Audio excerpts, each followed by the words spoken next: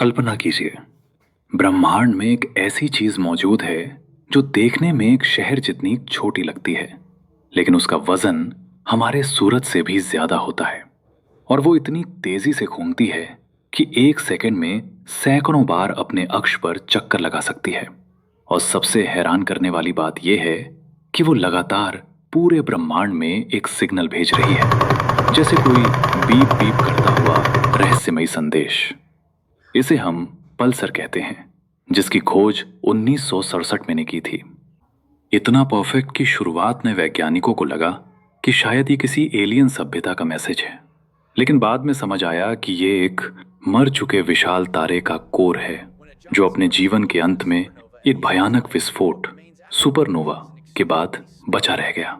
और वही core सिकुड़कर neutron star बन गया, जहां फिजिक्स अपने सबसे चरम रूप में काम करती है, क्योंकि यहाँ इलेक्ट्रॉन और प्रोटॉन आपस में मिलकर न्यूट्रॉन बना लेते हैं और पूरा तारा एक अल्ट्रा डेंस न्यूट्रॉन बॉल बन जाता है, जिसकी घनता इतनी ज़्यादा होती है कि अगर आप इसका सिर्फ एक चम्मच मैटर उठा लें तो उसका वजन पूरे माउंट एवरेस्ट से भी ज़्यादा हो सकता है। यानी एक तरफ दुनिया का सबसे ऊंचा पहाड़ और दूसरी तरफ सिर्फ एक चम्मच, और फिर भी चम्मच भारी पड़े। यही है पल्सर की असली ताकत।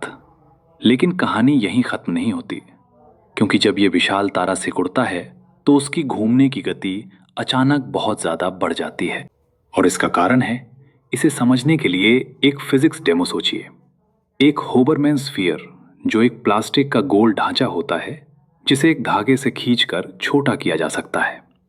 अब जब ये गोला घूम रहा होता है और आप धागा खींचकर इसे सिकोड़ते हैं तो इसका मोमेंट ऑफ इनर्शिया कम हो जाता है और उसकी एंगुलर स्पीड अचानक बढ़ जाती है। यानी वही चीज जो पल्सर के साथ होती है। जब एक विशाल तारा सिकुड़कर बहुत छोटा हो जाता है तो उसकी घूमने की स्पीड पागलपन की हद तक बढ़ जाती है। और कुछ पल्सर इतने तेज होते हैं कि एक सेकंड में 500 से 700 बार तक घूमते हैं, जिन्हें मिली सेकेंड पल्सर कहा जाता है।